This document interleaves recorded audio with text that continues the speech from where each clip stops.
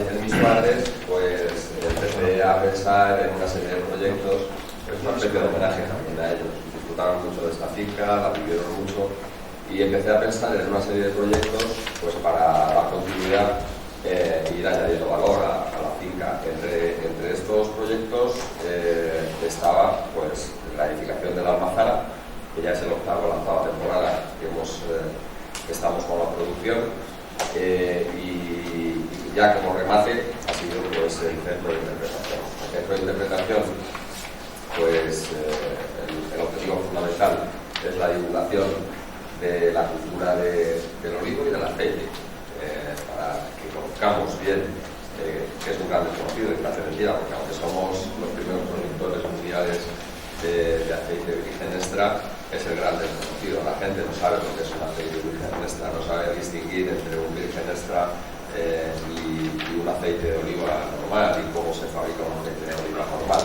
Entonces, dentro de todas esas actividades y dentro del CIO está hecho para eso, empezaremos a aplicar la pandemia.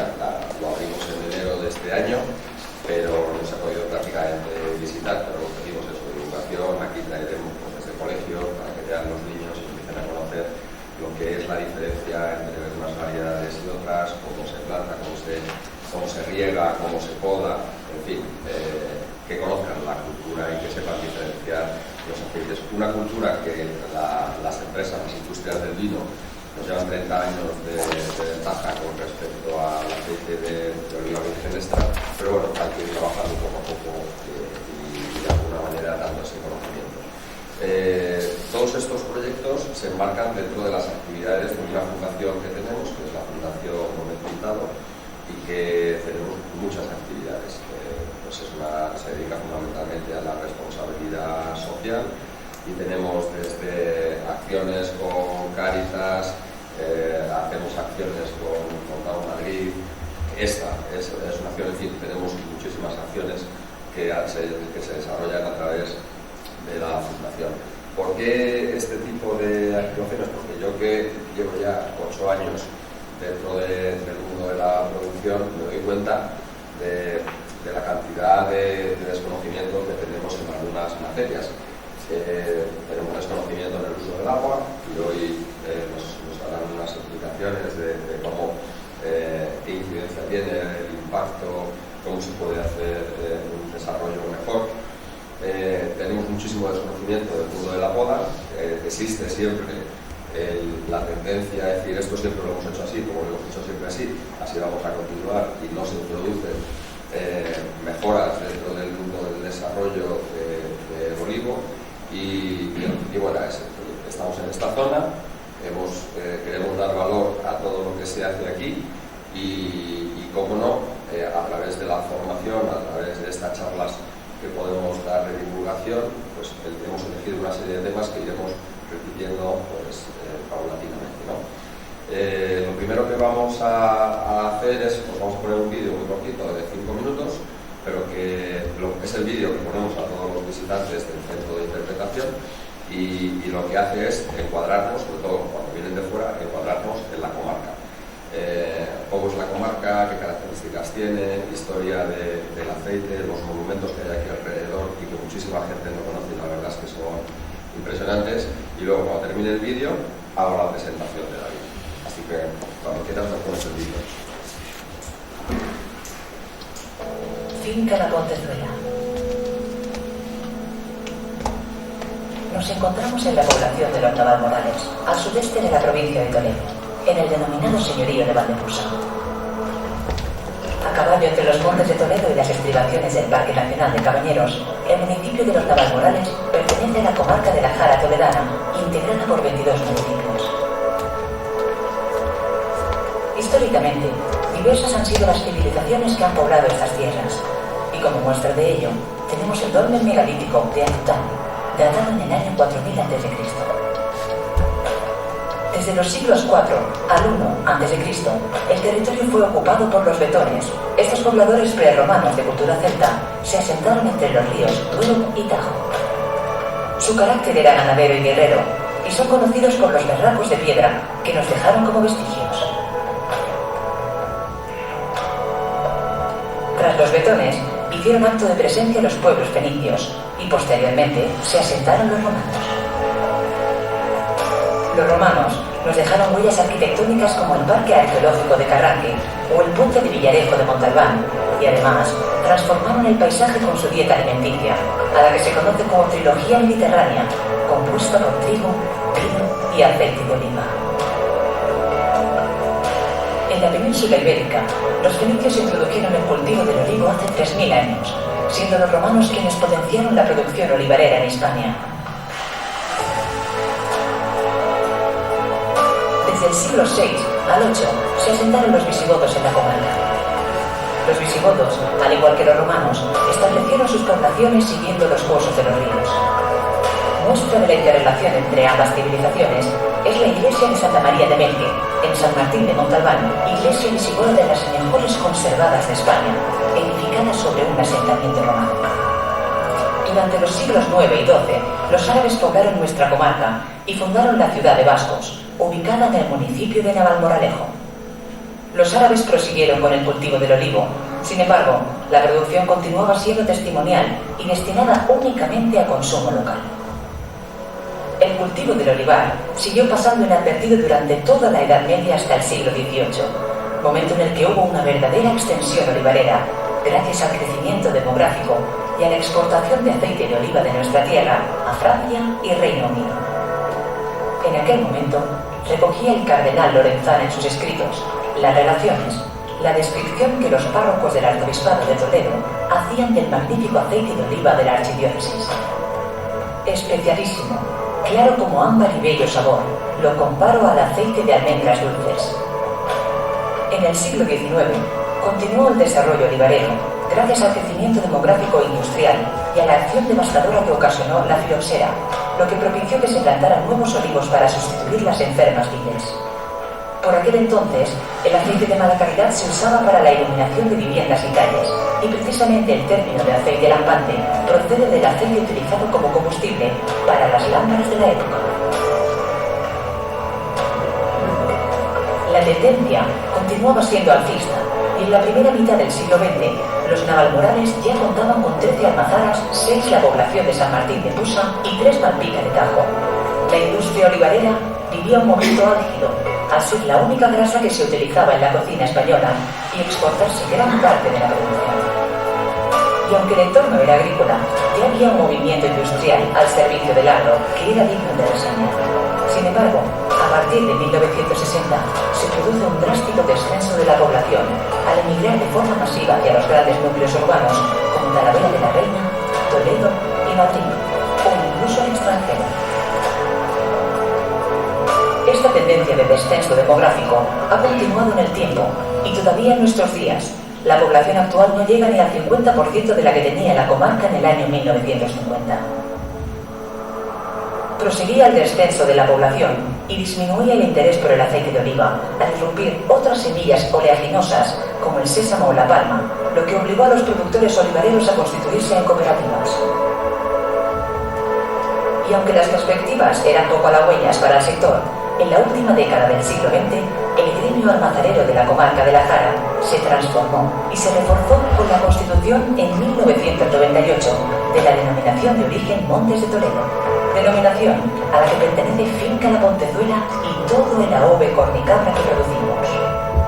En este nutrido contexto histórico, repleto de ilusión, esfuerzo y dedicación, nace el proyecto familiar de Finca La Pontezuela.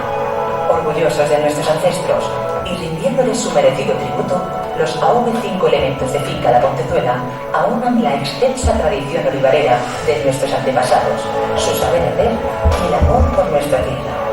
Raíces que, junto con la innovación tecnológica y el esmero en el cuidado de nuestro olivar, propician que elaboremos aceites de oliva virgen extra de calidad suprema, reconocidos y premiados año tras año a nivel nacional e internacional.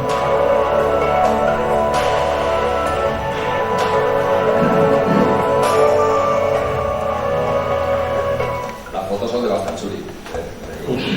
Todas estas fotos antiguas tienen un archivo que es espectacular y todas las antiguas las hemos elegido para la utilización del vídeo son suyas. Bueno, para no deteneros más, voy a presentar a David, os leo parte de nuestro David Pérez es ingeniero agrónomo y máster en ciencias de agricultura por la Universidad de Córdoba. Cum laude, es doctor ingeniero agrónomo por la Universidad de Castilla-La Mancha, también cum laude. Es profesor titular de la Escuela de Agrónomos de la Politécnica de Madrid. Es investigador desde el año 2000 y continúa con su actividad de investigación, dedicando todo su tiempo pues, fundamentalmente al olivo, al pistacho y al café. Ha participado en la publicación de 4 libros, ha publicado muchísimos artículos al respecto y es formador asiduo en el Centro del Chaparrillo, que esto pertenece al Instituto Regional de Investigación y Desarrollo Agroalimentario Forestal de Castilla-La Mancha. Es ponente en muchísimos eventos y yo creo que persona más cualificada para que nos explique cómo desarrollar, cómo utilizar este bien tan escaso como es el agua, porque él, más calificado, yo creo que no hay nadie. Pues David, muchas gracias. Buenos días. Lo único que tenéis que apuntar hoy de la charla es, si queréis, el correo electrónico, por si os queda alguna duda. Creo que os van a dar la presentación, imprimir eso.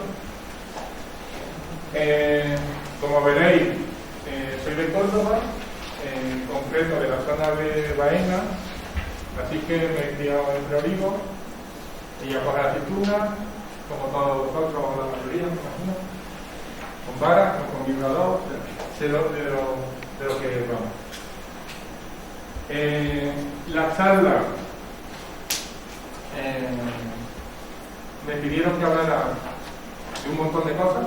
Vamos a intentar hablar de un montón de cosas, pero como luego no va a haber un examen, como se pasa en la universidad, en cualquier momento paramos y yo prefiero que se queden las primeras 5 cosas que he puesto que queden claras a que llegamos hasta el final y no nos enteréis de nada, ¿vale? O sea, donde tengáis que parar, paramos.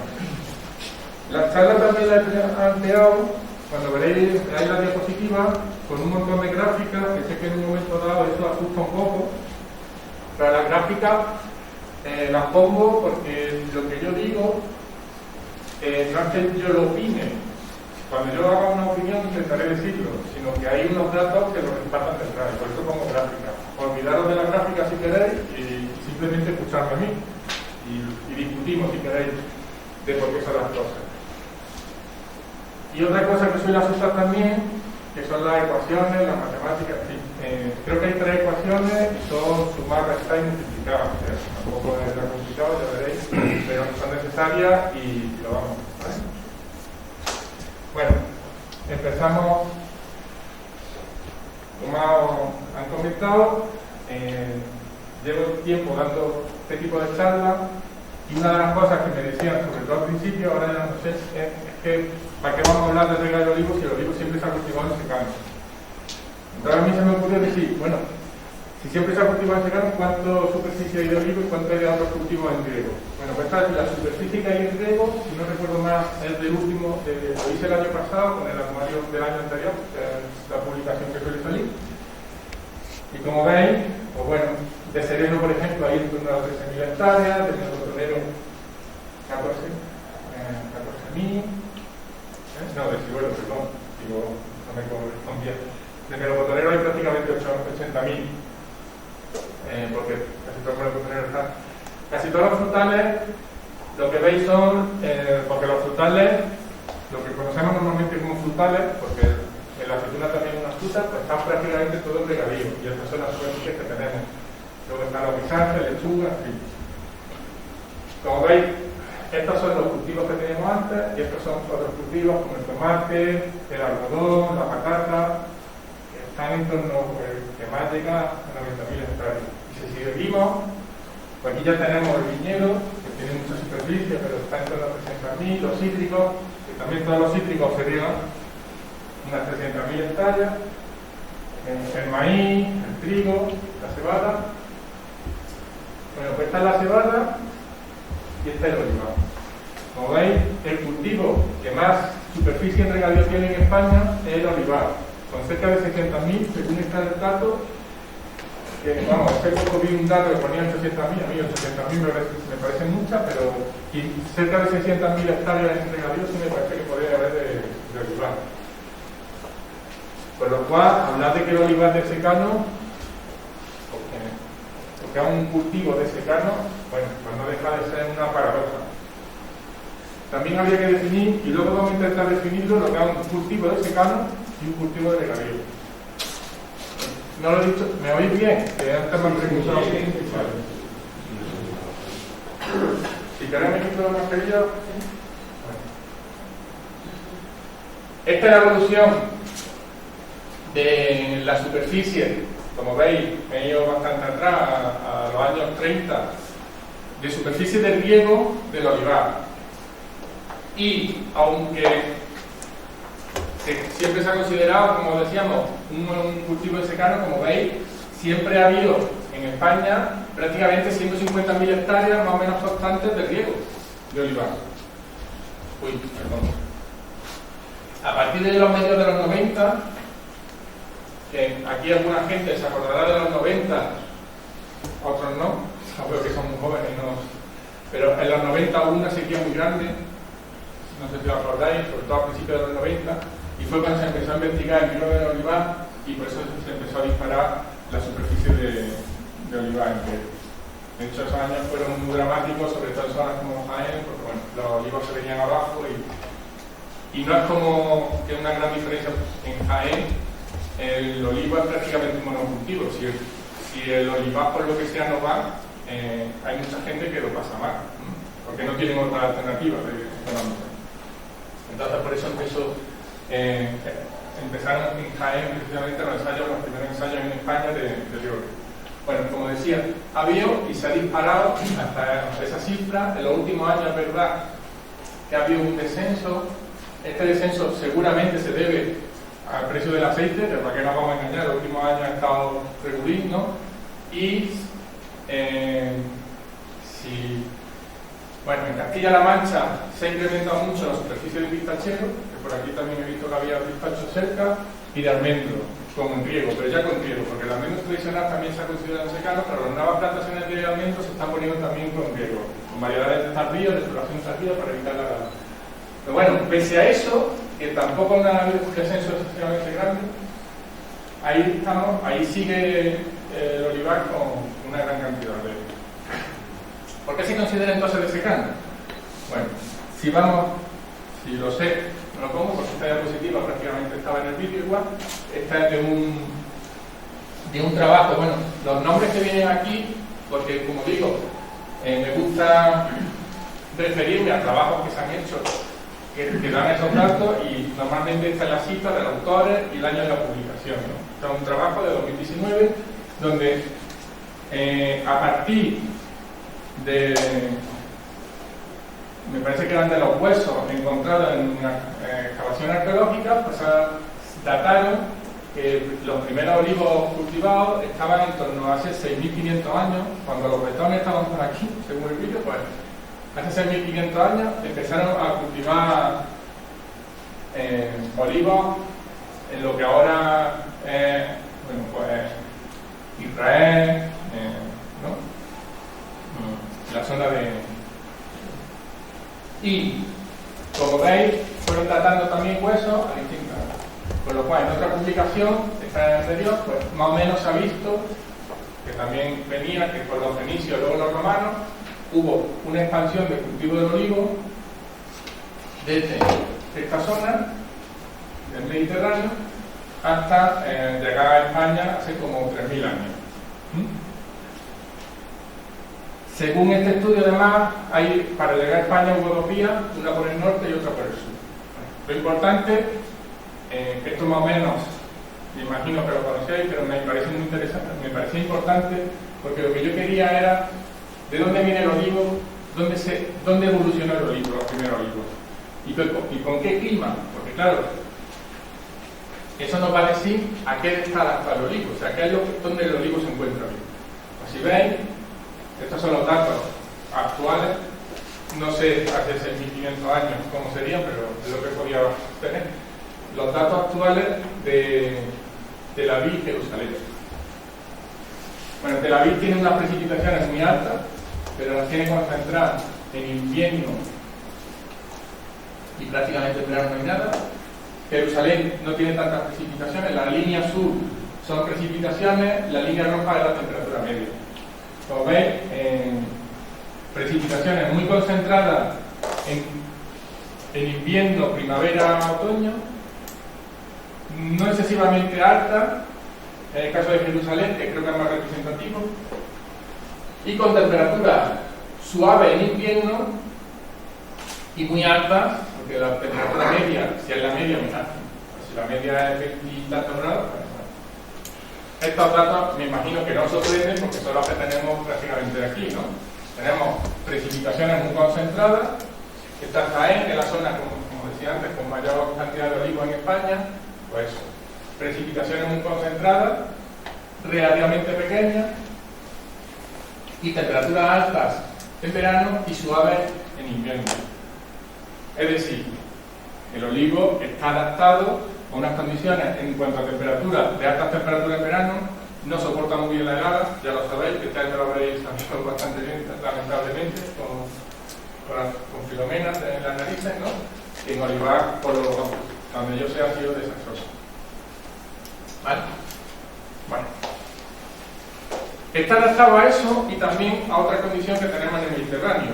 Estos son los datos medios, tampoco tenía tiempo, como veréis, he tenido que preparar un montón de información de distintos temas. Estos son los datos medios de España. En los datos medios de España de precipitación incluye también la zona norte, por lo cual, claro, la media de 650, diremos, está muy bien la media, pero en mi pueblo, no sé si sabéis cuánto puede estar aquí la precipitación media, en Ciudad Real estaba en menos de 400, que es mucha diferencia, 200 milímetros de un año, evidentemente. Bueno, como digo, es la media y además incluye la zona norte, que la zona norte, pues esto de lo que voy a hablar, que son las sequías que regularmente se dan, pues no ocurren con tanta frecuencia. Es decir, que si nos cogiéramos la zona de Toledo o de Andalucía o de Murcia es terrible para esto, pues la cantidad de años con sequía sería mayor. Entonces el olivo es un árbol que está adaptado a pocas precipitaciones y a épocas de sequía. Y eso hace que responda, o sea, que en condiciones de secano, y esta es la definición que yo le doy a mis alumnos, no sé si estaréis de acuerdo o no, en condiciones de secano sea rentable su cultivo. Y eso no todos los cultivos lo pueden decir. Un melocotonero, si no lo riegan, no es rentable. Y por eso tuvo tanta difusión en España, ¿no? Bueno, esta adaptación del cultivo pues, hace que casi toda la superficie, fijaros que el 96% de la superficie de olivar del mundo se concentra en la cuenca del Mediterráneo, que tiene unas condiciones climatológicas parecidas. En España, Italia, Marruecos y Túnez, que son 4 países simplemente, pues creo que son ya el 70% de la superficie. Y como veis, pues España tiene el 24%. Es decir, somos... cosa que a nadie sorprende, ¿no? El primer país en superficie y en producción. Es importante porque en Almendro, por ejemplo, somos el primer país en superficie, pero no en producción. Pero bueno, lo que a mí me interesa es que el olivo está muy bien adaptado al clima mediterráneo. Por esto que digo, y el clima mediterráneo está caracterizado por eso que hemos dicho. Entonces, ¿por qué? Bueno, esta es la superficie total que tenemos, que son más de 2,5 millones. Si antes decíamos, os decía, que hay mucha superficie en riego, es que hay mucha superficie también de olivar. O sea, no sé, ¿qué otro cultivo? El siguiente cultivo que hay en gran superficie es el viñedo. El viñedo está en 1 millón de hectáreas, es decir, menos de la mitad. O sea, que veis la importancia o la significación de la olivar, ¿no?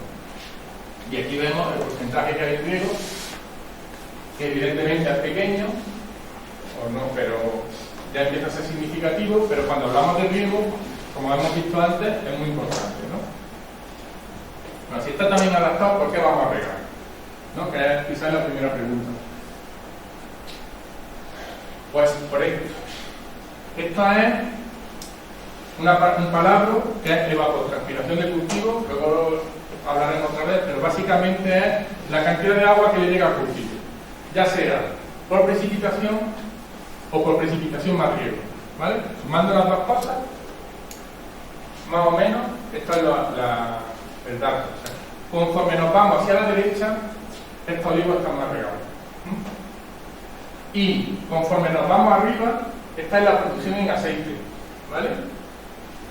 Bueno, para nadie le sorprende que conforme regamos más el olivo, tenemos más producción. Y fundamentalmente por eso regamos casi todos los cultivos, porque tenemos más producción. Luego hablaremos de calidad. Otra cosa por la que pongo este gráfico, que luego lo veremos, también hablaremos de ello, es por los triangulitos hacia arriba. Los triangulitos hacia arriba, si veis, tienen prácticamente la misma producción que los que están a la derecha, que son los máximos, pero tienen mucho menos riego. Vamos a ver cómo se puede conseguir esto. Porque uno de los problemas que tenemos para regar es que no tenemos agua. O sea, como antes han comentado, el agua es un bien escaso, no, muy escaso, y cada vez va a ser más escaso, porque cada vez hay más competencia y cada vez se justifica menos, y de hecho, si escucháis la televisión o la radio, a veces es casi un poco, no voy a decir que ofensivo, pero sí un poco que duele. Porque hablan de que el 80%, entre el 60 y el 80% se dedica a la agricultura.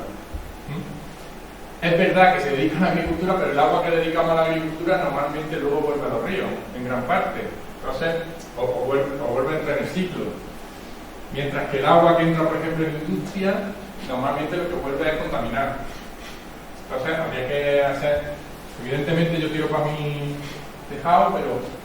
Y el agua que metemos en la agricultura tiene dos factores. Primero, estamos produciendo a nivel productivo, evidentemente estamos produciendo más, pero eso estamos haciendo más rentable una explotación.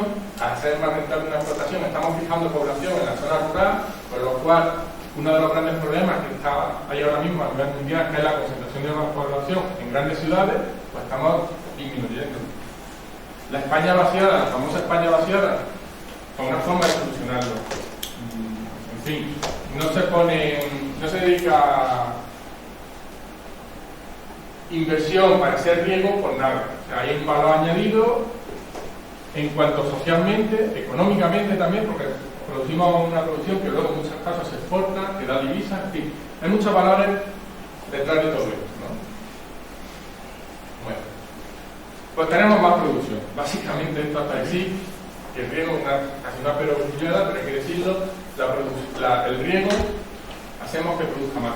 También hay que ver cómo, luego hablaremos de eso.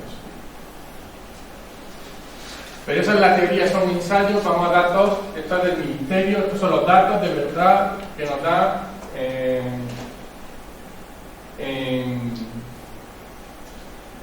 en cuanto a rendimiento. Esta es primero para que veamos dónde se concentra el olivar. Esto es porcentaje de tierra dedicada al olivar, como veis, respecto a la tierra cultivada. Como veis, Jaén está súper verde, la zona sur de Córdoba también, bueno, la zona de Badajoz, Toledo, algo en Cataluña, en el sur de Cataluña, ¿no? Y luego, más o menos difuso, bueno, aquí también en Ciudad Real, hay una zona bastante importante, y luego más o menos difuso, pues en toda la parte sur de España, pues más o menos, como ya sabéis, hay olivar ahí, más o menos eso, ¿no? Bueno, pues si miramos el rendimiento, evolutivamente, vemos que, por lo menos a partir de los 90, que es cuando se empiezan los trabajos de riego a estudiarse de forma, hay una diferencia muy importante entre el rendimiento de los olivares el rendimiento en riego y el rendimiento en secano. Incluso en estos años, que seguramente son años donde hubo bastante sequía, o sea, hubo pocas precipitaciones, bueno, aunque se desplomaron los riegos, los rendimientos en riego, también se desplomó en secano. Seguramente esto se debe a que, si lo pensamos un poco, cuando hay una sequía, también disminuye la cantidad de agua que podemos utilizar para regar, se disminuyen las rotaciones, ¿vale? O sea, otra cosa que quería ver, que me hiciera pensar, es que antes de los 95, aunque había hasta 100.000 hectáreas de riego, fijaros que prácticamente los rendimientos no son significativamente altos respecto a secano. O sea, no se estaba regando excesivamente bien. O sea, regar no es echar agua. Luego hablaremos de eso. O sea, creo que aquí había ingenieros, a mí por lo menos en la escuela, en algún apartado, en algún momento, pues, teníamos asignaturas de economía y cualquier profesor, al final, de lo que te hablaba, era de que si no tiene un impacto económico sobre la producción, sobre tu finca, no sobre la producción de otros temas, no tiene sentido. O sea, poner un riego, tienes que poner una infraestructura que tiene un coste elevadísimo. Si eso no repercute en la producción, no tiene sentido. O sea, estos riegos, habría que ver cómo se hacían, pero no tiene sentido hacerlo. Son riegos que seguramente son aprovechando riego a manta, aprovechando infraestructura de otras cosas, porque esto no tiene sentido económico. Por eso hay que regar, pero hay que regar bien. Y hay que ver si nuestra dotación de agua tiene sentido que pongamos el riego o no tiene sentido. En general, el olivo responde muy bien al riego, porque aunque está adaptado al secano, pues como todo. Yo soy de Córdoba, como he dicho, y entre comillas estoy adaptado a pasar calor, pero prefiero ahí tener aire acondicionado. Eso creo que queda claro a todos, ¿no? O sea, el olivo está adaptado a pasar sed, pero si la regamos, como hemos visto antes, aumenta la producción. Como vemos aquí, aumenta la producción, y estos son los rendimientos medios por provincia. Aquí estamos, más o menos, ¿no? Pues en secano, en Toledo, el rendimiento medio está en 1.300 kilos hectárea. En regadío, en cerca de 6.000. Es decir, tiene bastante sentido utilizar el agua de riego para regar, ¿no? Esta es la relación que hay. En Toledo aumenta casi 5 veces el rendimiento de tener un olivar en secano a pasarlo a regadío. Hay otras zonas como Córdoba, como Jaén, como Sevilla incluso, que ese rendimiento no se ve. ¿Por qué eso? Pues porque estas zonas están más adaptadas o tienen mejores condiciones para el cultivo del olivo, y por eso ahí predomina el olivo, porque en condiciones naturales ya tenían rendimiento alto. Si nos vamos a la cifra anterior, pues fijaros que aquí en secano eran 1.300 y aquí son 3.500, 2.000, 3.300. Sus condiciones naturales, sobre todo de precipitación y de suelo, ya le dan mejores condiciones para tener producción. Por eso se concentra ahí el olivar. No es... Bueno, resumiendo, con el riego que tenemos, pues tenemos un aumento de producción, tenemos una disminución de la besería. Aquí no tengo que contar lo que es la besería, ¿no? Luego hablaremos del ciclo del olivo y veremos por qué disminuye la besería. Sin embargo, el principal factor para disminuir la besería no es el riego, es la recolección. Si la recolección la hacemos, como hemos visto en la foto, con bareo, la besería aumenta muchísimo. Esto no lo tengo que explicar, ¿no? Que lo que se va en la manta no solo son aceitunas, sino que nos estamos llevando un montón de tallos, que es donde va a ir la producción del año siguiente. Por eso no toca hoy hablar de recolección, pero cuanto menos valor le demos al olivo, mejor. Y luego también hablaremos de la calidad y veremos si la mejora, la disminuye o qué pasa con la calidad del aceite con el riego. Vale, pues sigamos. En principio interesa regar, porque aumentamos la producción, eso aumenta nuestro rendimiento, pero vamos a ver cuánto. O sea, esto lo he hecho como muy despacito, sabréis que he dedicado mucho tiempo a esto, y esto quiero que quede claro. O sea, ¿cómo tenemos que calcular la necesidad de un olivo para que esté en condiciones óptimas? ¿Vale? Es como si yo, que estoy acostumbrado, pongo ¿a cuánto tengo que poner el aire acondicionado? Lo tengo que poner a 30 grados, a 15, a 10. ¿Cuáles son las condiciones óptimas para un olivo? ¿Cuánta agua necesita de verdad? Como decía, regar no es echar agua.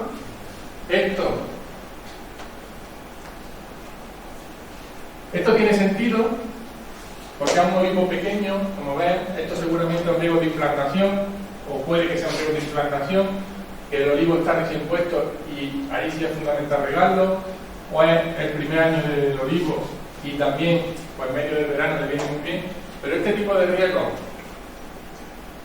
este tipo de echar agua a un olivo, como ahora veremos, yo no lo consideraría regar. Aquí con una cuba echando agua a un olivo adulto no lo considero regar, porque ¿cuánta agua le podemos echar con una cuba así?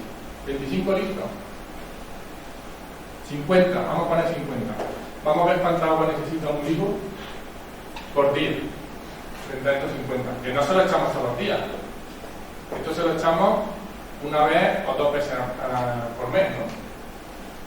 Bueno, hablamos del palabra que dije antes, evapotranspiración.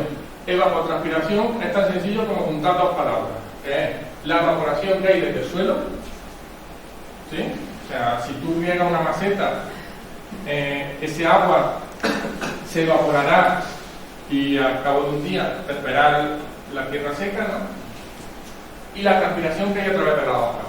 La hoja, luego entraremos en detalle, tiene unos agujeritos que se llaman estomas, además de la superficie, pero por los estomas por donde sale fundamentalmente el agua, que puede abrir o cerrar, eso tiene importante, pero bueno, por ahí sale el agua que lo llamamos transpiración, siendo el equivalente a nuestra transpiración por la piel, ¿no? Y si lo juntamos las dos cosas, pues tenemos la evapotranspiración. En verano, cuando el suelo está seco, pues prácticamente no tendremos evaporación y casi todo será transpiración. En invierno, el agua está parado y el suelo está muy húmedo, pues casi todo será evaporación, ¿vale? Pero normalmente se juntan las dos palabras porque lo normal, para ver los datos que vamos a ver a continuación, lo normal para calcular cuánto consume un árbol es calcular el agua que hay en el suelo, venir dentro de un día o 2 y volvemos a calcular el agua que hay en el suelo. Y la diferencia es lo que hay evapotranspirado. Como no separamos lo que se evapora y lo que transpira, pues lo llamamos juntos. Y en cualquier caso, si nosotros regamos, vamos a tener una parte que se evapora y otra parte que se transpira, por lo cual tampoco vamos a poder separarlo. Bueno, para la transpiración de un cultivo, esto hace mucho tiempo que se pusieron de acuerdo y dijeron: este es el modelo, o este es un modelo que va muy bien. Que es, vamos a hablar de. Esta es una de las 4 ecuaciones que hay, no nos asustamos. Y ya veis que es multiplicar, no es nada. Pues la transpiración del cultivo es un factor que está relacionado con el clima, un factor que está relacionado con el cultivo y un factor que se mete en cultivos leñosos, que es la superficie foliar, que está relacionado con la superficie foliar. Este factor, a veces en algunos artículos o en algunas revistas, va dentro de la clase C y otras veces no. Lo digo por si. Pero bueno, esto se llama evapotranspiración de referencia. Estos coeficientes de cultivo, tampoco somos agrónomos, no nos vamos a poner creativos con los nombres, y este coeficiente reductor en cultivo leñoso. Este es el cálculo de H0. Esto es un chorizo, se llama ecuación de Feynman-Monti, y que básicamente lo que nos dice es que la evapotranspiración depende de la radiación que llega, y esto depende de la latitud, pues no es lo mismo la duración del día, por ejemplo, ¿no? En París que en Marruecos, ¿no? Depende de lo cerca que esté del Ecuador, pues la cantidad de radiación que te llega es distinta. Y esto es una de las cosas que tiene en cuenta. Tiene en cuenta la temperatura del día, o sea, la temperatura, tiene en cuenta la humedad, o sea, cuanto más calor hace, más transpiramos, ¿no? Cuanta menos humedad hace, más transpiramos. Y luego el viento.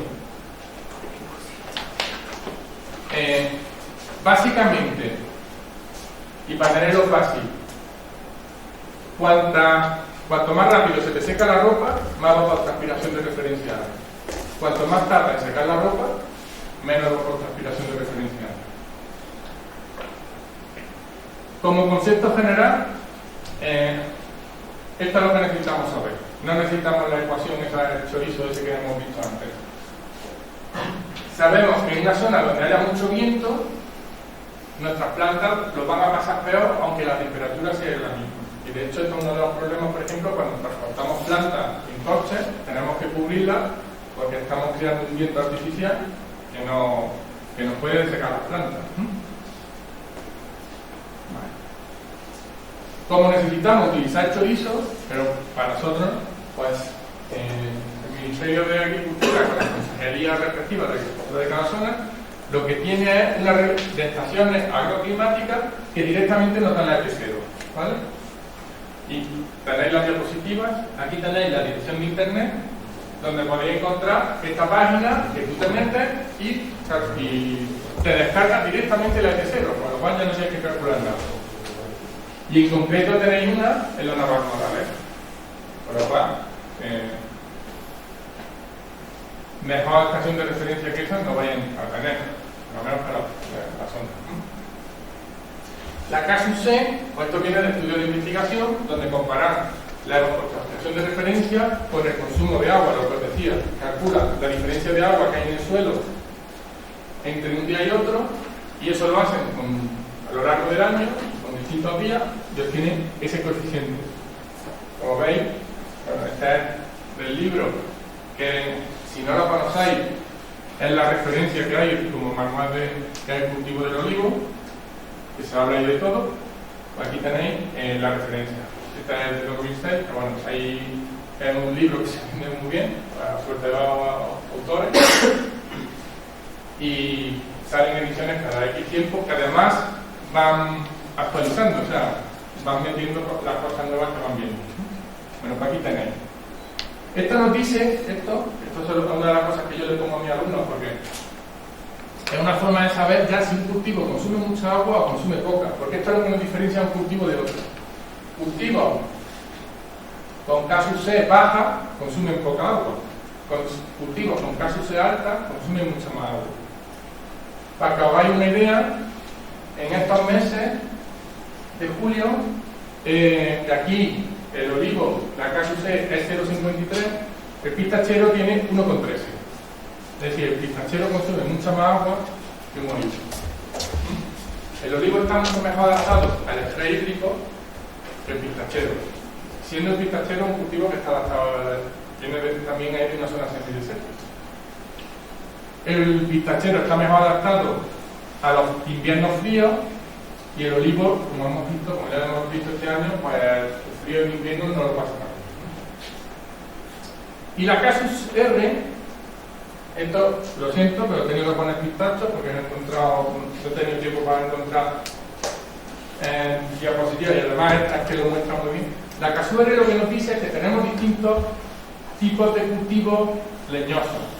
Lo que nos mide es la heterogeneidad que tenemos. Fijaros, estos son, dependiendo del marco y del tamaño de cada árbol, pues va a estar más o menos cubierta la superficie. Fijaros en la sombra que proyecta, ¿vale? Fijaros en la sombra que proyecta la cantidad del suelo que hay cubierto respecto al suelo total, ¿no? Fijaros esta otra, con un cultivo un poco más denso y árboles un poco más grandes. Fijaros que el porcentaje de suelo con sombra ha aumentado, y fijaros otra.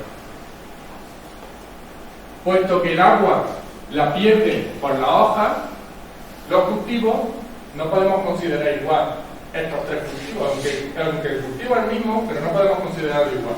Y ahí es donde metemos la CASUC-R, que nos modifica este factor. Y esta es la siguiente dos ecuaciones, y creo que ya no queda mucho más. La CASUC-R es 2 veces la superficie cubierta. La superficie esa de la sombra, pues lo multiplicas por 2 y lo divides entre 100 y nos da la CASUC-R. Sabiendo que la CASUC-R máxima es 1, porque es un coeficiente reductor, o sea, no puede dar más que 1.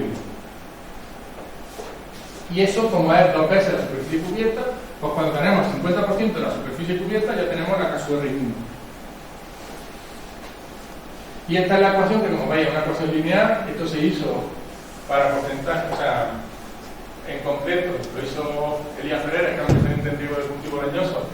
Lo hicieron para almendro, pero esta ecuación se ha venido utilizando en todos los cultivos, y la CASUC que hemos visto antes, pues ya incorpora que se ha calculado con esta ecuación, con lo cual están adaptadas para esta ecuación. Vale, la superficie cubierta, la ecuación para calcularla es pi por el diámetro de los, en este caso, olivos al cuadrado, y entre 4, eso si os lo acordáis, es el área de una circunferencia, y luego por el número de olivos, en este caso por hectárea, y dividido entre 100. Entonces nos da esto. Para hacer el número de olivos por 100. Vale. Con esto ya deberíais saber calcular cuánta agua necesita un olivo. ¿Sabéis cuánta agua? ¿Sabéis calcularlo? ¿Habéis quedado dormidos ya? Pues va haciendo récord entonces. Bueno, para dejarlo más claro, vamos a hacer 3 ejemplos a la vez. Vamos a coger un olivar de un marco de 10 por 7 metros de diámetro, otro de 6 por 6 con 5 metros de diámetro. ¿Qué? No, olivar está a la vuelta, Sí, por eso esa foto la hice yo, la hice por eso. Bueno, esto es, digamos, un marco de un olivar que llamaríamos tradicional, ¿no? Este es un intensivo en un año de mucha carga, como muy bien han visto, en plena floración. Y esto sería un superintensivo en un marco de 3 por 1 y una copa de 1,5 metros. Realmente aquí lo de llamarlo copa es porque lo que, si os dais cuenta, que de hecho se llaman olivares en seco. Vamos a ver cuánto consume cada uno. Perdona, ¿puedo hacer una pregunta? Claro. Bueno, primero disculpas por estar de pie, pero es que no puedo estar sentado como de la atlética, que parece que tengo 200 años. Hablar de las situaciones de cultivo, pero no os he comentado, no sé si es que la afectación puede ser residual, cuestiones culturales, como el laboreo o no laboreo, cubiertas vegetales, ¿cuánto puede afectar eso en la evapotranspiración o realmente no es tan significativo? Eso o otras cuestiones, como aplicar productos para cierre de estomas, o alguna cosa que no me acuerdo. Aplicar productos para cierre de estomas, en principio debería reducir la transpiración, pero yo no sé si eso funciona. Y ahí hay mucha teoría, pero hasta yo no he leído ningún trabajo donde lo demuestre. Entonces, ¿eso quiere decir que no funciona? No. Quiere decir que yo no he visto que nadie se haya dedicado a hacer un estudio para demostrarlo, por lo cual puede funcionar y puede no funcionar. No te sé decir y por lo tanto no lo sé cuantificar. Perdona, ¿y tienes una opinión? Difícilmente, creo que no sé ser narrador tan fácil. Y ahí hay teorías como aplicar productos o simplemente pasar el cultivador para que se quede polvo y se cierran los estomas. ¿El tema del laboreo? El laboreo. Tenemos laboreo. Yo creo que este es otro tema que es el manejo del suelo en olivar. Pero reduciendo, simplificando mucho, creo que tenemos 3 sistemas fundamentales, que es el laboreo, quitamos la hierba con pasar el cultivador y ahí ya, pues dependiendo de cada uno, se pasará más o menos. Este olivar, de hecho, esta foto la he cogido no sé dónde la he cogido, pero por tanto no sé dónde es el olivar, pero si te das cuenta, aquí se ve que hay cierto grado de erosión porque los olivos están como... Sí. Por lo cual el laboreo, ya os digo que el laboreo no es recomendable. Sí, bueno, eso aparte no tengo mucho interés en... No, ya, pero... En nada. Vale, laboreo. Luego tenemos suelo desnudo con herbicida. Esta, como digo, la foto la hice yo y por lo tanto sé que eso es lo que se hizo en esta finca. También podría ser de laboreo por la foto que no se aprecia, pero es no laboreo control por herbicida y la cubierta en el centro con herbicida normalmente bajo la copa. En principio, este método y este método,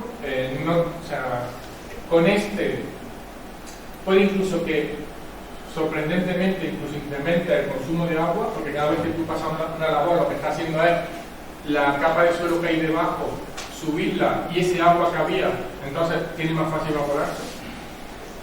Este suelo con suelo, el problema que se le suele achacar es que puede crear una costra superficial que dificulte en algo la infiltración cuando llueve, pero en principio no aumenta el consumo de agua. Y aquí sí tenemos un problema como se nos va a llenar la cubierta, y es que no consume agua.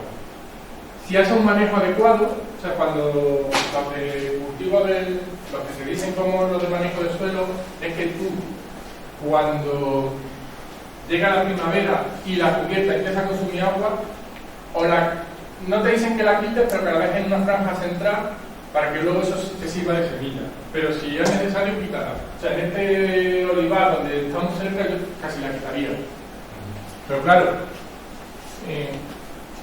vamos de un manejo relativamente sencillo, que es cuando veo hierba paso al cultivador, a uno mucho más complejo, que es tengo que ver en qué grado está la hierba y en función de las precipitaciones y del estado de la hierba decidir si la quito o no la quito. En cualquier caso, la idea es que durante el otoño con la lluvia, cuando hay precipitación, tengamos el suelo cubierto y eso aumenta la infiltración. Este es el mejor balance de agua. Si lo hacemos bien, tenemos. Si lo hacemos mal, puede ser desastroso. Mejor significativamente mejor, no un poco mejor. No. Mejor de que tienes más cantidad de agua en el suelo. Porque es significativamente complejo, más complejo. Es más complejo por lo que te digo. O sea, tú tienes que estar más datos, o sea, tú tienes que estar mucho más pendiente, y es difícil tomar esa decisión. O sea, la decisión de cuando cortar también, segar de forma mecánica, también se ha visto que sigue consumiendo agua, porque no ha matado la hierba. O sea, sería o química o cultivador. También tiene un incremento de materia en el suelo, de materia orgánica en el suelo, que también es siempre favorable. O sea, esto es lo mejor desde muchos puntos de vista, pero es más complicado y es más arriesgado. Si se te va la cubierta, te coge el agua del suelo y tu olivar está ya con problemas. Si tienes riego, eso se minimiza. Pero si está en secano, tienes que ser buen agricultor para hacerlo. Buen agricultor, está muy pendiente y tener muy claras las decisiones cuando hay que tomarlas. Pero es muy buena pregunta, por cierto. Tengo una... Sí. Estamos hablando de estar vigilantes respecto de cuando empieza a crecer la hierba, del consumo. No, cuando empieza no. La hierba, o sea, la idea es que la hierba no te crezca en otoño, para que con la lluvia, cuando hay precipitaciones, el suelo esté cubierto y no haya erosión. Eso que hablaba en la primera foto, que está perdiendo el suelo, te lo evita la hierba. El tema es, hablan de cuando empieza a llenarse el grano, cuando empieza a semillar, entonces hay que quitarla. Pero eso también es relativo, porque eso lo hicieron en Córdoba. Lo mismo con las precipitaciones de Córdoba, y dijeron, vamos a encontrar un punto. Pero si en marzo deja de llover, o sea, normalmente esto se habla en Córdoba de mediados de marzo, que son los estudios que yo hice. De mediados de marzo, así, dependiendo de las precipitaciones. Pero si las precipitaciones se te han acabado a finales de febrero, la tienes que quitar antes. Y si te sigue lloviendo hasta abril, la puedes quitar después. Cuando hablas de quitar, hablas de segar. No, es que secar sigue la hierba activa, entonces sigue consumiendo agua.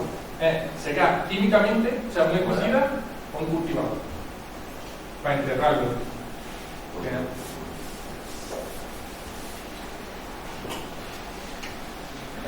Bueno, volvemos al tema del riego.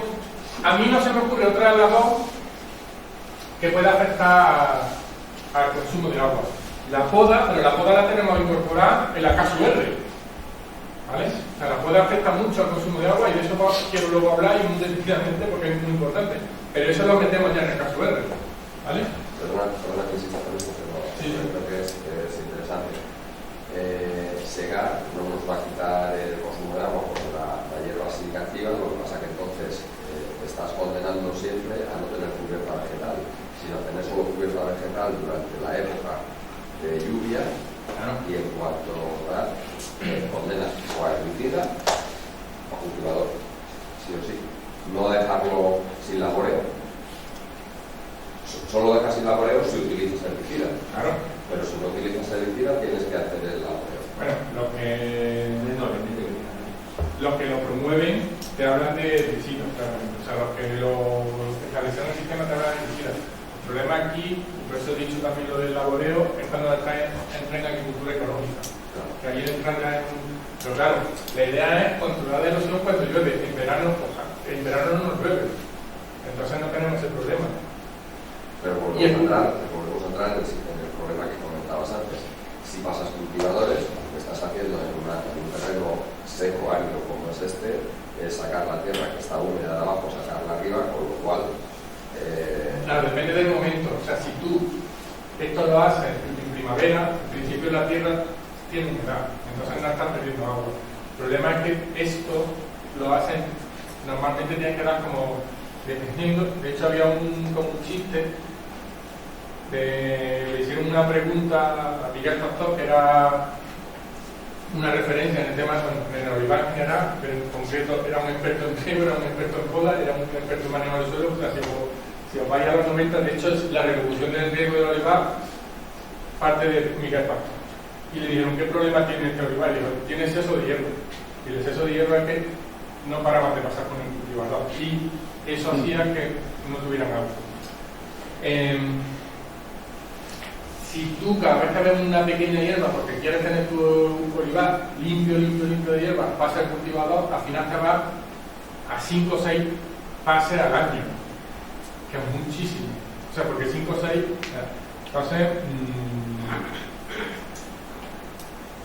si das uno en primavera, no es un problema.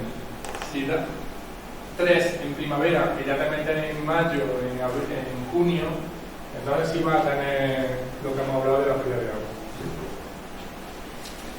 ¿Y las cubiertas perennes implantadas? No, es que es otro mundo. La cubierta, mira, esta es mitad y mitad. O sea, normalmente se habla de o cubierta sembrada, que es lo que tú creo que implantada, que viene a ser lo mismo. Entonces ahí también se abre un mundo, que si cereales, que si leguminosas, que si mixtas. En principio los cereales consumen más nitrógeno y además vía carbonar. Las leguminosas te fijan nitrógeno, pero se crea menos materia orgánica, no. Bueno, materia seca, te cubre menos. O sea, una leguminosa crece menos y cubre menos el suelo. Entonces te protege menos, no es una protección. Si tú lo estás haciendo para proteger el suelo y no lo cubres bien, es un problema. Y entonces se habla de cubiertas mixtas, pero claro, estás metiendo un abono y estás metiendo una siembra, por lo cual estás metiendo gastos, costes. Como dije antes, aquí esto al final tiene que salir los números. Entonces también hablan de cubiertas espontáneas.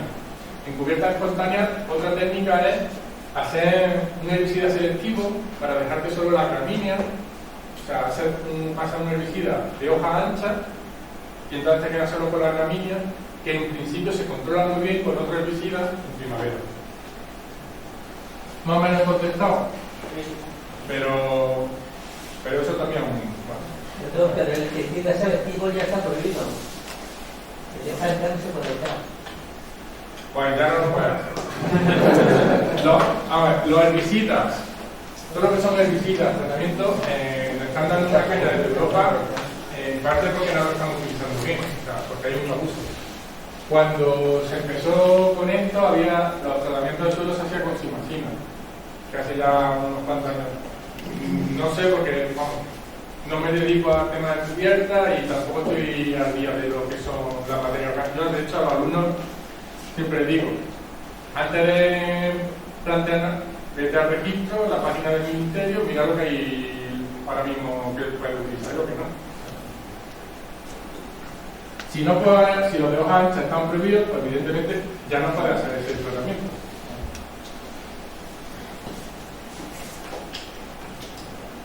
Bueno, volvemos al agua. Pues esto lo hice creo que el sábado pasado. Entonces tengo los datos para aquí, los Navalmorales, desde 1 de julio hasta el 15 de julio. Como veis, hubo un día que estaría nublado y la ET0 pues bajó hasta 4, pero lo normal es que estaba en torno a 8 Y la media, con este día que yo, si tuviera, es otra cosa. Normalmente la programación de riego la podemos hacer o para un mes me parece mucho, para 15 días, para una semana o día a día. Día a día también es una locura, pero mínimo una semana. Entonces tú coges lo que yo haría es coger los datos de la semana anterior y con esos datos riego la semana siguiente, ¿vale? Aquí lo que vamos a hacer es, viendo los 15 días anteriores, pues yo quitaría este día, porque ese día no es representativo, ¿sabes? Yo no espero que los 15 días que vienen, o en la semana que viene, tenemos un día nublado. Que viene, mejor para los libros, pero bueno, he cogido la media, y la media sale 7,5 milímetros. Milímetros son litros por metro cuadrado, ¿vale? Esa es la ET0. Es así de sencillo, te metes en internet, busca la estación meteorológica más cerca tuya y te da directamente la ET0. No he cogido la pantalla, pero bueno, en la pantalla te da un desplegable con un montón de variables, temperatura máxima, temperatura mínima, y al final ET0. Te coges la ET0 y si quieres te lo representa en un gráfico, te lo baja en una tabla, como tú quieras. ¿Vale? La verdad que está bastante bien. Esto, además, hoy he puesto esa porque hay alguien que no sea de Castilla-La Mancha, porque esa es la del Ministerio, que engloba, porque los sistemas de la estación meteorológica no son del Ministerio exactamente, sino que son de la comunidad autónoma.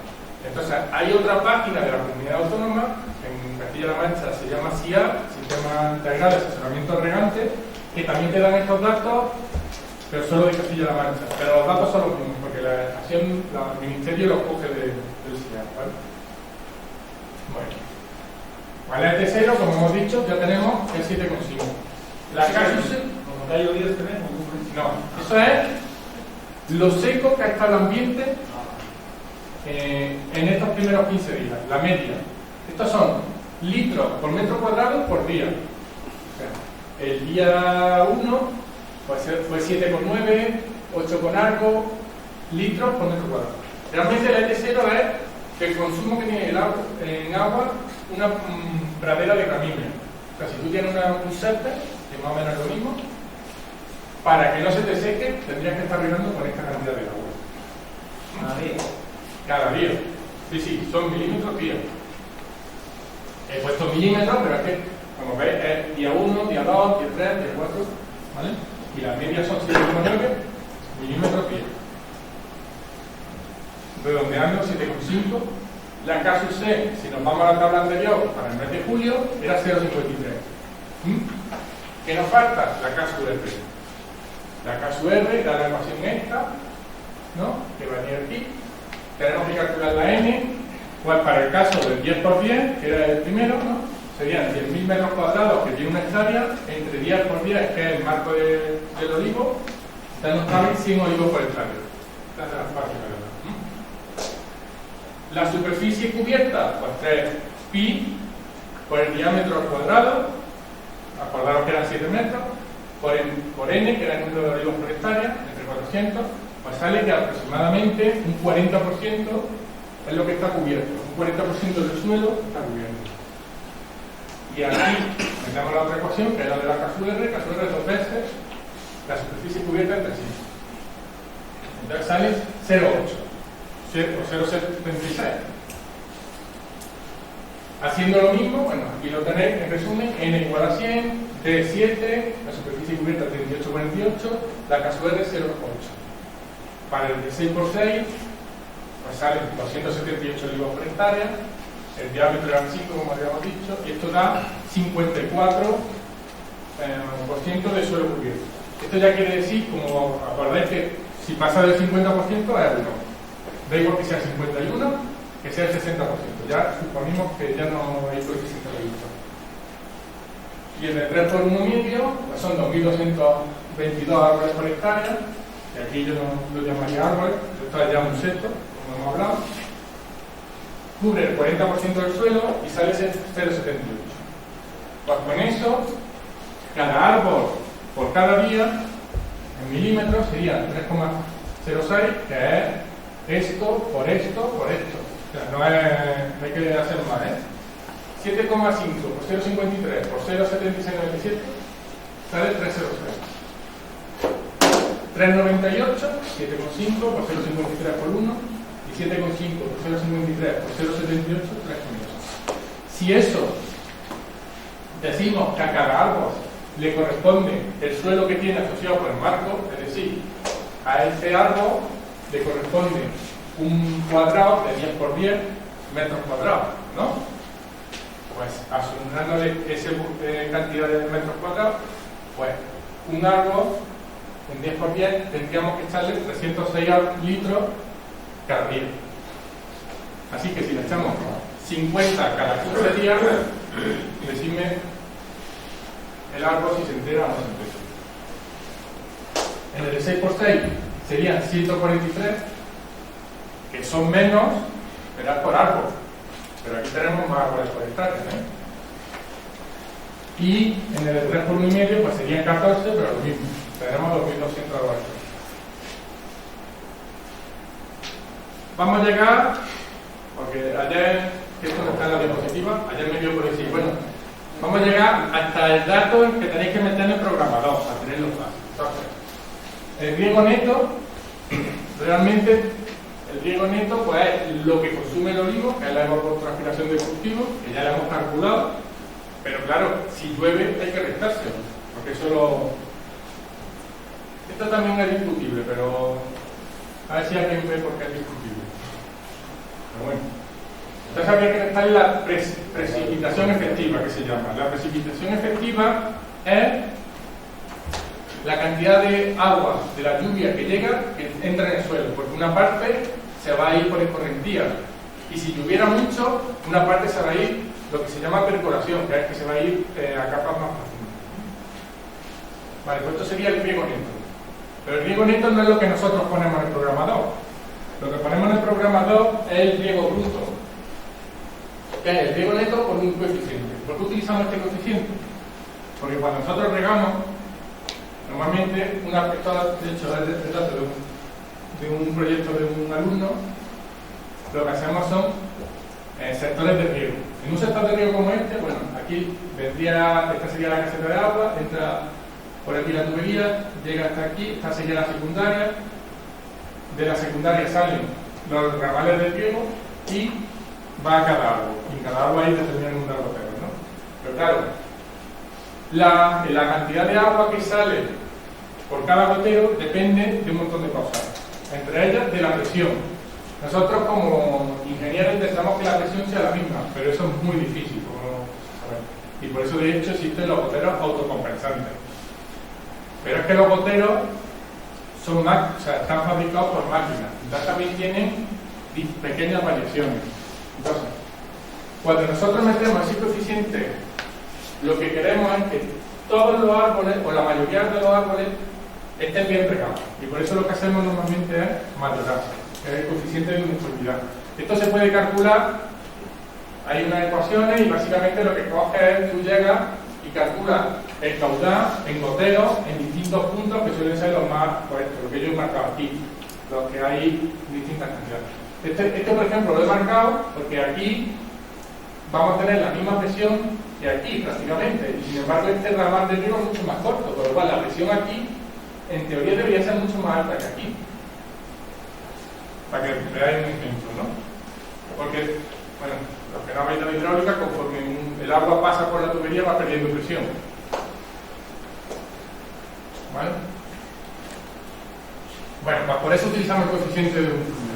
El coeficiente de uniformidad para goteros está entre 0,90, 0,95, es decir, muy alto. Si nos fuéramos un riego por surco, pues ya estaba a 0,6. O sea, tendrías que regar mucho más, tendrías que utilizar mucho más agua que con goteros, ¿vale?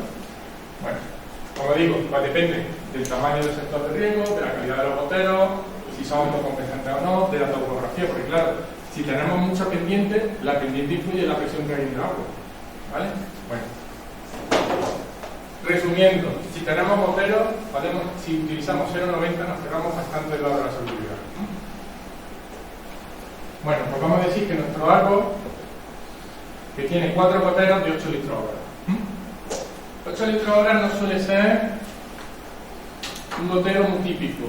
Los goteros normalmente son de 2 a 4, pero ahora veréis que es que para un olivo en este marco, que es de 10 por 10, si no nos da una cosa loca. Bueno, pues para los 306 litros al día, el riego neto es la ETC menos la precipitación. En los meses en que regamos, normalmente la precipitación es cero, ¿vale? Por eso normalmente esto no nos afecta. Antes decía que esto puede tener trampa porque, y no lo quiero dejar ahí, si nosotros estamos regando para reponer todo el agua que consume el olivo, siempre vamos a tener en teoría el suelo lleno de agua, por lo cual si llueve ese agua se va a perder por percolación. Pero bueno, esa es una teoría. Normalmente la precipitación, por desgracia, no nos afecta mucho durante los meses de riego, suele ser cero. Para el riego bruto, el riego neto partido por eficiencia, como he dicho, 0,9 nos quedamos de la seguridad, serían 340 litros por árbol, y por tanto el tiempo de riego serían 340 entre 4 goteros que tengo por 8 litros, serían 10,63 horas, que son 10 horas 38 minutos. Nosotros vamos a nuestro programador de riego y le ponemos este sector en julio, o sea, ahora, porque esta es de la semana de la quincena anterior, pues tendría que estar regándose 10 horas y 38 minutos. Perdona, estoy perdido. No sé si... Muy bien. Estoy diciendo ahora 300 litros por árbol y día. ¿Alguien de aquí tiene eso? ¿Hay alguien de aquí que tenga eso para echárselo al árbol?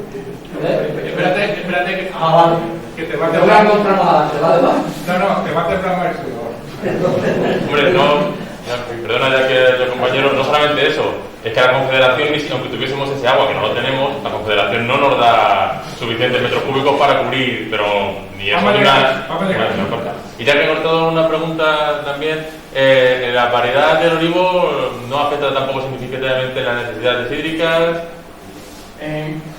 Yo no he visto ningún estudio, o sea, el estudio de riego te dicen la variedad y no hay diferencia significativa, pero ahora verás que tampoco es que sea fácil tener. Aquí siempre nos da la impresión, ahora aquí la variedad es la condicabra, pero cuando ponemos regadíos, solemos poner picual en general, en extensivos, marcos de 7x7 o ese tipo de 200 gramos por hectárea, y nos da la impresión de que los regadíos en Cornicabra no funcionan igual, no responde el olivo de la misma manera que, por lo menos a mí, creo que a más gente, pero bueno, por lo menos me da esa impresión.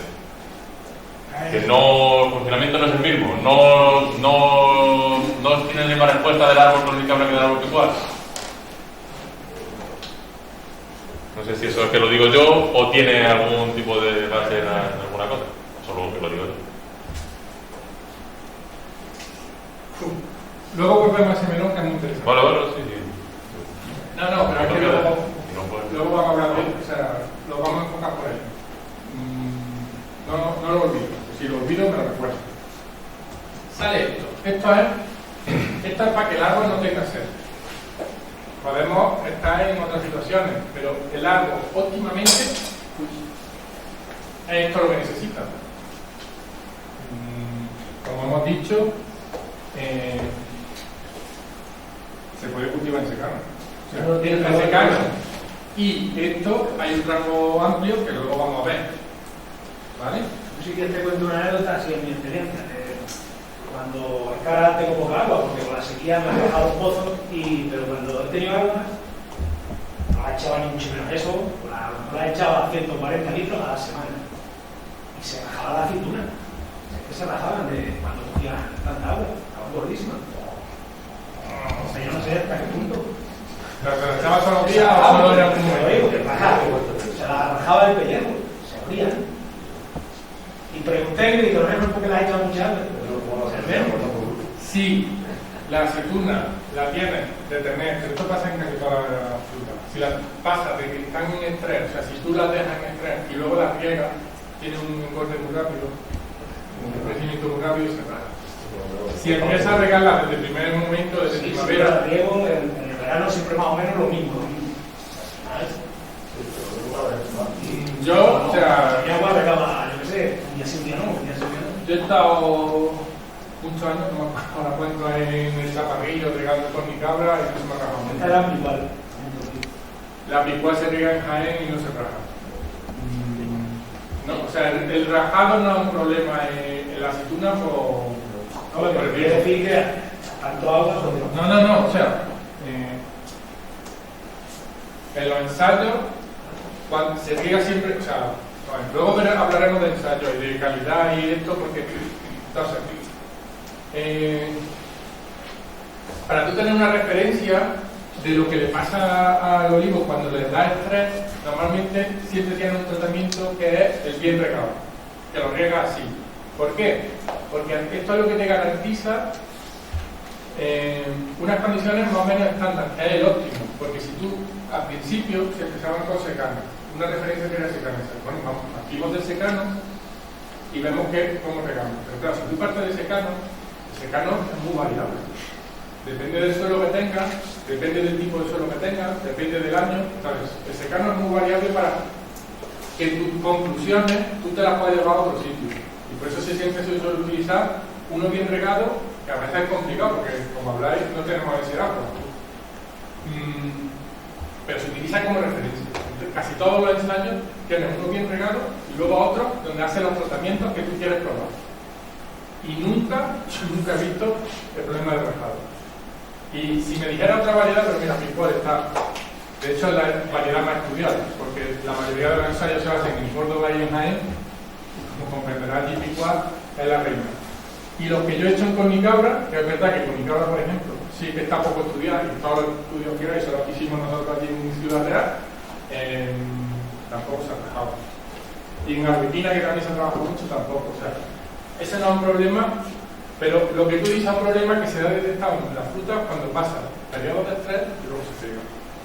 Sí, te he entendido bien, estamos hablando de este es el óptimo, que es obvio que esto es lo que se debería regar. Esto si tuviera muchísima agua. Si tuviésemos muchísima agua y se pudiese regar con esto sería el óptimo. Entonces, como pasamos de secano con las condiciones climatológicas que tiene cada año la guía en función de la pluviometría, y a esto, pues, hay términos intermedios que a mí lo que me parece interesante por las condiciones que tenemos aquí, hay dos cuestiones que siempre tenemos dudas. La primera, ¿cuándo empezamos el riego? Como que decía él, porque claro, si tú empiezas a regar y no riegas nada y riegas en el mes de julio, el árbol ya está en estrés y le metes luego mucho agua durante el mes de julio y tal, entonces ese engorde tan rápido es lo que te puede producir, yo creo que bajado. Entonces la cuestión sería cuándo es lo ideal de empezar el riego, porque hay gente que tiene la sensación, o creo, de que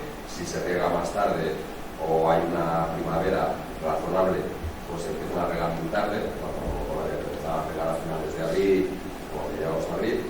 Y la otra cuestión es cómo se aprovecha mejor el agua y si en la parada vegetal que tenemos durante el verano, cómo distribuir ese poco agua que tenemos. Aquí con las pluviometrías que tenemos, este año nos hemos estado 300 más o menos, que claro, es muy escaso para lo que hemos tenido, ¿no?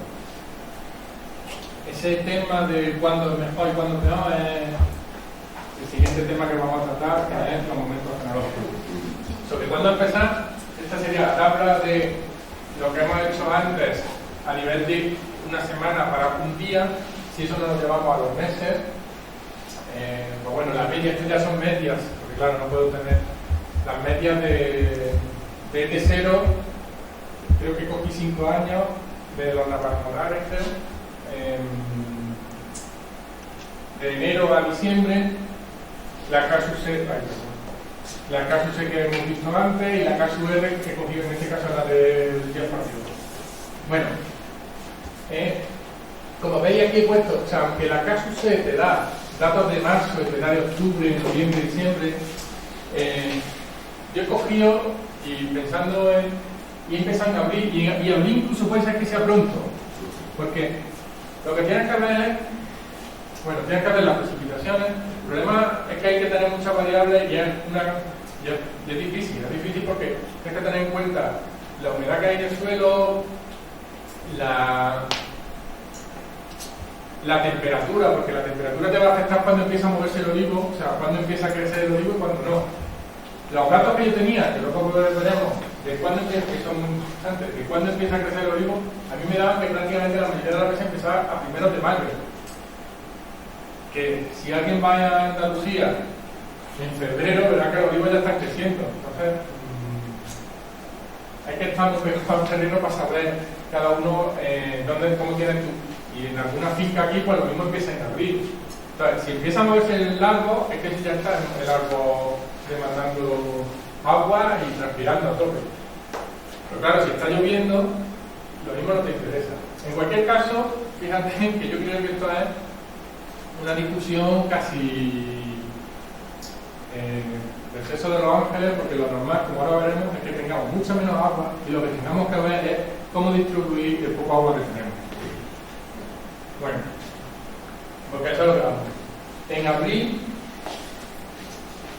nos saldría que necesitamos en riego bruto ya 31 milímetros, 67, 97. Normalmente siempre el mes que más necesidades tiene siempre es junio. Nuestra instalación de riego, cuando hacemos el dimensionamiento, lo deberíamos hacer casi siempre para el mes de julio, normalmente para estas fechas, esta es la semana que más demanda de agua suele tener, la última quincena de julio, la primera de agosto. Bueno. Y luego, otra cosa, que aquí, aunque sale octubre, y seguramente los olivos aquí en octubre se están moviendo, pero nosotros, por lo menos en Ciudad Real, decidimos cortar siempre en septiembre para que el olivo empiece a entrar lo antes posible en estrés, para que se aclimate al frío, que aquí suele ser bastante más intenso que en Andalucía. Entonces, le cortamos el agua, el olivo, intentamos que entre en estrés, o en algo de estrés, o por lo menos no favorecemos ese movimiento, que siga creciendo, para que cuando llegue el invierno ya entienda, ya esté con cierta aclimatación. ¿Vale? Perdona, lo que pasa es que aquí muchos septiembre no ha empezado a llover, llega al final de septiembre, a lo mejor no ha llovido o ha llovido prácticamente nada, y después de todo el verano, como cortes el riego a mediados de septiembre, a lo mejor a finales de septiembre están todas las aceitunas hechas una pasa. A eso me refería. En muchas ocasiones. A nosotros en septiembre empezaba la lluvia. A mediados de septiembre era muy raro el año que en Ciudad Real. Aquí antes sí, pero ya no. En muchos septiembre no llueve. Ya. Si no llueve, o sea, claro. Y las temperaturas a lo mejor no son todavía suficientemente bajas como para que... No, vamos a ver. Que luego lo veremos. Que en septiembre es donde estamos teniendo la acumulación de aceite. O sea, claro. Ahí no puede estar el olivo muy chungo. Nosotros cortamos porque empezaba a llover. Entonces, bueno, que esté bien, pero no esté tan bien. Ya luego veremos lo del rendimiento graso y todo esto, pero si no te llueve nada, o sea, si tú ya sabes que no te va a llover, pues llega hasta mediados de octubre. Saberlo, pero... Yo estoy hablando de mediados de septiembre porque, por lo menos, los años que yo estuve allí, y es verdad que cada vez los años están más locos, mediados de septiembre y finales de septiembre era raro el año que no llovía. Entonces, cortábamos en septiembre y ya le veis cuánto llovía y con eso... ¿De ver cuánto? ¿De cuánto estamos hablando que tiene que llover para poder cortar? No, si te va lloviendo, ya, porque tú quieres... Aproximadamente, no digo un número a partir de aquí, pero es que te va lloviendo aquí a lo mejor viene septiembre, caen 15 litros por metro cuadrado el 15 de septiembre y hasta octubre. Estamos otra vez con el sexo de los ángeles, porque al final que no tienes tanta agua como para permitirte... No, pues por supuesto no, todo va a haber más arriba del criterio que lo que de verdad nos interesa porque aquí todo es así. Lo que digo, nosotros, lo que yo quiero que quede un poco claro es que la idea es que como estamos en una zona fría, tenemos que ir cortando el riego para eso. Ahora, estamos en la zona de acumulación de aceite, si el estrés es muy alto, no nos interesa dejarlo totalmente sin riego. ¿Tiene agua para regar? Y no te está lloviendo nada, sigue regando. ¿Qué precipitación? Pues que te tienes que venir aquí. O sea, si lo quieres hacer bien, te vienes aquí. Sí, bueno, pero hoy no vamos a llegar. No, pero criterio lo que... Claro, por eso te digo que estábamos con el sexo de los ángeles. Te vienes, calcula la ETC, le quita la precipitación efectiva, que esto también te lo da lo que es la efectiva también lo calcula o sea, no tenéis que calcularlo vosotros. lo calcula la estación meteorológica. No sé exactamente cómo, porque son muy variables, pero bueno, te dan un valor que puede utilizar. Entonces, si quieres hacerlo exactamente, o sea, esto lo puedes llevar día a día y te da exactamente el consumo que necesitaría tu árbol. Luego veremos otra forma de ver cómo está el árbol, pero eso ya es más... Pero bueno, a lo que yo voy. Teniendo esto de abril a septiembre, que más o menos una media de riego que sería más o menos aceptable para la zona, González, que para nuestro olivar tradicional necesitamos 454 milímetros al año, para el intensivo 578, acordaros que salía menos cantidad por olivo, pero había mucho más olivo, y para el superintensivo 445. Y esto, ahondando en tu pregunta o en tu cuestión, estos son distintos ensayos. Esta es la media para la zona de aquí, ¿vale? Ahora, como digo, me he ido a distintos trabajos donde utilizan esta metodología para distintos, para calcular exactamente los consumos en ese año. Bueno, en un año, en dos, en tres, en fin. Y estas son las necesidades que salen. Desde 800 milímetros, algunos, esto no sé cómo les salió. 150, pues bueno, este es un italiano, lo mismo estaba en una zona con una ET0 muy baja, es decir, no hacía excesivo calor y tenía, pues claro, si no hace excesivo calor, la ET0 es baja, pero eso también suele estar relacionado porque de vez en cuando llueve, por lo cual por eso puede que salga tan baja. Pero fijaros que la mayoría de los datos sobrepasan sobradamente por las concesiones que nos da la Confederación Hidrográfica del Guadalquivir y del Guadiana del Tajo, que son 150 o 250 milímetros año por olivar. ¿Qué hacemos? Tomamos café y seguimos luego, porque ahora ya estaríamos en los puntitos que os dije antes, los triángulos para arriba.